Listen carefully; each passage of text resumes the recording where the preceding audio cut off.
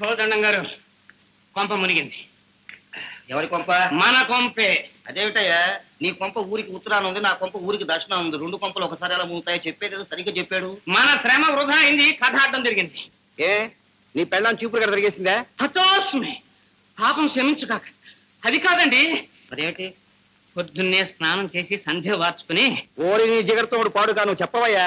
బాబా పూర్తిగా వినండి మరి. పొద్దున్నే యథావిధిగా పురాణ పారాయణం చేద్దామని శాంతాదేవి గారి ఇంటికి వెళ్ళాను. పురాణ పారాయణం వద్దన్నారు. దత్తత స్వీకార ప్రయత్నం కూడా ఆపమన్నారు. ఎందుకని? ఆమెకు రాత్రి కల వచ్చిందటండి. ఆ కల్లో వెంకటేశ్వర స్వామి కనిపించాడట. కనిపించి నాకు దాహంగా ఉంది, ఒక్క సోడా ఇప్పిస్తారా? వెంకటేశ్వర స్వామి సోడా అడిగాడా?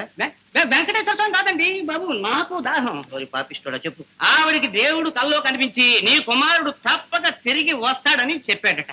అందుకని దత్తత వద్దు, నాకు ఏమి వద్దు అని మొండికేసి కూర్చున్నారు. మిమ్మల్ని అర్జెంట్గా పిలుచుకురామని. సిద్ధాంతి, ఇప్పుడు మన ఇద్దరు కొంపలు మునిగి. అది నేను ముందే చెప్పాను కదా.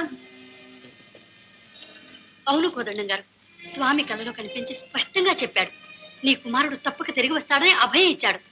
సరిగ్గా అమ్మాయి కూడా అలాంటి కలే వచ్చిందట. అందుకు తగ్గట్టుగా పొద్దుటి నుంచి నా ఎడమ కన్ను అదురుతుంది. అన్ని శుభశకునాలే కనిపిస్తున్నాయి. అబ్బాయి తిరిగి వస్తాడని నాకు గట్టి నమ్మకంగా ఉంది. ఏమిటి విచిత్రం? మంచి ధర్మ సంకటంలో పడ్డానే. సరిగ్గా తెల్లారుదామన్న పెదబాబు గారు నా కల్లో కనిపించారు. అలాగా? కనిపించి, కోదండం, ఎన్నాళ్ళు నాకు ఈ వేదన, కన్న కొడుకు ఎలాగూ లేడు, దత్తపుత్రుడు చేతనైనా నాకు తిలోదకాలు పిండ ప్రదానాలు చేయించకపోతే నా ఆత్మకు విముక్తి లేదు కనుక వెంటనే దత్తత ధరిపించి నాకు సద్గతులు కలిగించు అని చెప్పి కన్నీళ్లతో వాపోయాడు. దత్తపుత్రుడే కర్మ. వారి కన్న కుమారుడే తిరిగి రాబోతున్నాడు.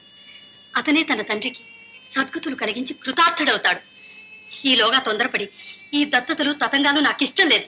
అమ్మా, ఎప్పుడో చిన్నప్పుడు తప్పిపోయిన కుమారుడు ఇన్నేళ్లకు తిరిగి ఎలాగొస్తాడో చెప్పండి. కలే గాని నిజం కాదు. కలలో జరగని ఇలలో జరగవని శాస్త్రం. అయితే కోదండం గారి కల కూడా అంతేనంటారా? అమ్మా, నా మాట వినండి. అబ్బాయి గారు ఎప్పుడు వస్తారో ఏమో. అంతవరకు పెదబాబు గారి ప్రేతాత్మను క్షోభ పెట్టడం లేదు. బాబు త్వరలోనే వస్తాడు. అతను వచ్చే వరకు ఉపవాస వ్రతం పూని అహోరాత్రాలు పూజలు చేస్తాను.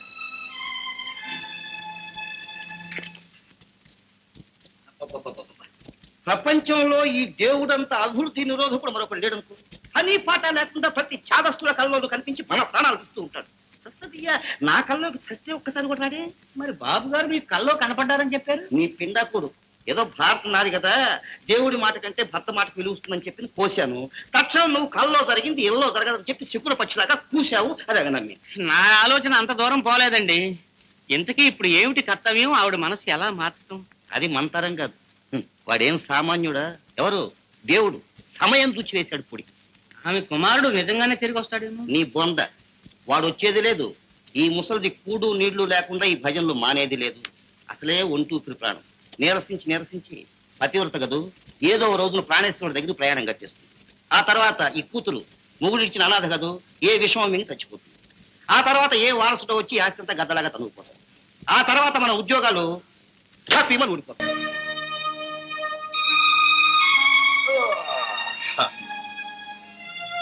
ఇదే బాబు హోటల్.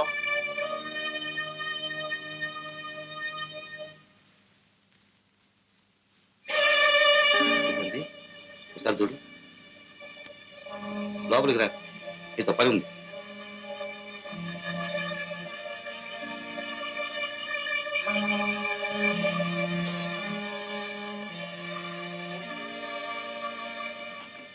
సిద్ధాంతి, కలిపి.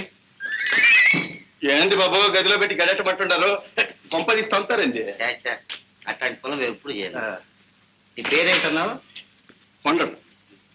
ఏ ఊరు? ఒక ఊరేంది స్వామి. నాకు ఊహ తెలిసిన తర్వాత మా అమ్మ నేను పొట్ట చేతితో పట్టుకుని 5 ఊళ్ళు మారాం. ఇప్పుడే తుమ్మలపాలెంలో ఉంది, నేను ఇక్కడ ఉంటున్నా. మీ అమ్మ తప్ప నీకెవరు లేరన్నమాట. లేరు. ఇప్పుడు ఏం చేస్తున్నావు? ఆయన కలెక్టర్ ఉద్యోగానికి సెలవు పెట్టి రిక్షాలు అంటున్నా. అయ్యా ఏం తెలివి స్వామి, నా రిక్షాలో ఎక్కించి ఏం చేస్తున్నావు అని అడుగుతుందా? చూడు స్వామి, నాకు లెక్క దొక్క రైతం వచ్చు. ఏదైనా కాస్త ఉద్యోగం పని. ఉద్యోగం కర్మరా, నేను చెప్పినట్టు విను. నేను లక్షాధికారిని చేస్తాను. లక్షాధికారిన? కొంపదీసి ఇందాక పిట్ట జోషి విని నన్ను ఏమైనా ఆటలు పట్టిస్తున్నారేంది స్వామి? కాదురా, నేను నిజంగా లక్షాధికారిని చేస్తాను. అయితే నేను చెప్పినట్టు వినాలి. అంటే ఎవరు కొంత పొయ్యమంటే పోయాలా? అది నా వల్ల గొంతులు కొయ్యక్కర్లేదు. మరేం చేస్తామే? నేను చెప్పేది వినరా. మా ఊళ్ళో శాంతాదేవిని ఒక ఆవిడ ఉంది. ఆవిడకు లక్షలు ఆస్తుంది. ఆవిడ కొడుకు ఎప్పుడో చిన్నప్పుడు తప్పిపోయాడు. ఆ బెంగతో ఆవిడ భర్త మనసు అయితే చనిపోయాడు. ఇప్పుడు ఆవిడ అదే స్థితిలో ఉంది. ఆవిడని కాపాడడానికి నిన్ను తీసుకెళ్లి వీడే నీ కొడుకుని చెప్పి ఆవిడ ఒప్పిస్తాను. దానికి తగ్గట్టుగా నువ్వు నాటకం ఆడాలి. అమ్మ బాబోయ్, ఇదేదో పెద్ద వ్యవహారం. ఇందులో ఏదో తిరగస్తుంది. నన్ను వదిలిపెట్టండి బాబోయ్, మీకు దండం పెడతా. ఆగరా, నువ్వు చాలా మంచివాడివని నీ మీద నాకు నమ్మకం ఎక్కువైంది. ఇక నిన్ను వదిలిపెట్టను. నా మాట నమ్ము. ఎలా నమ్మమంటారు స్వామి? అంత ఆస్తి నాకు కట్టబెడితే నీకు ఒరిగేదేంటి?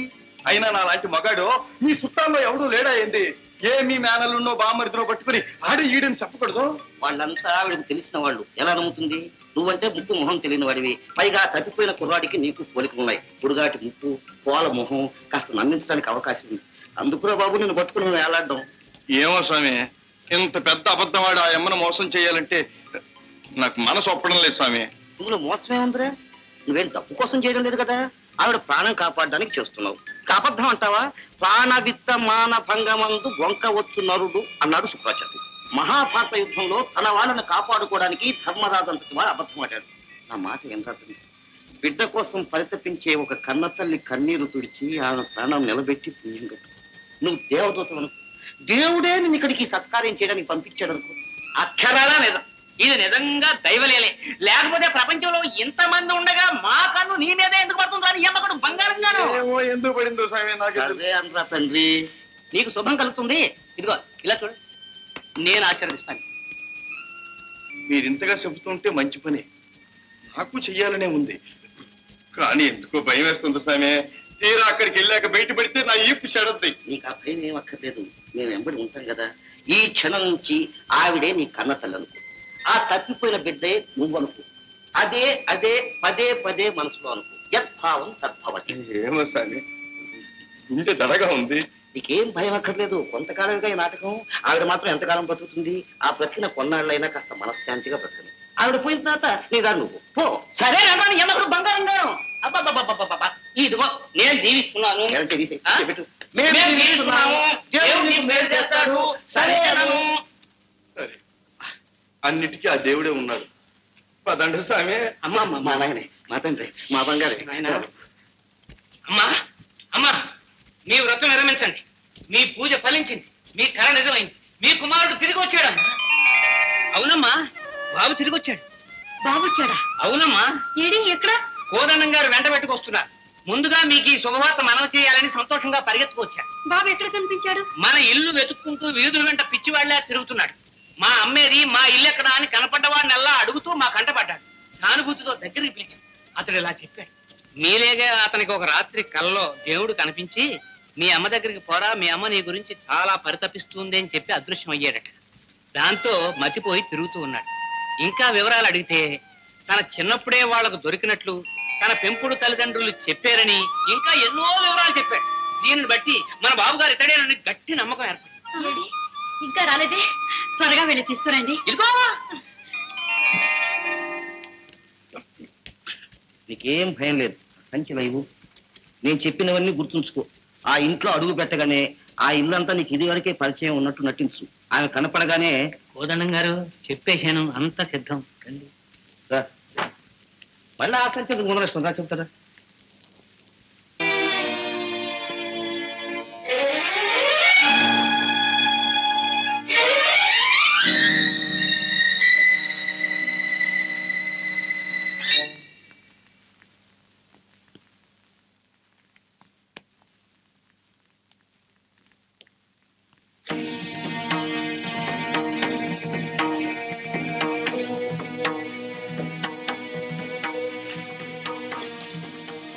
అమ్మా,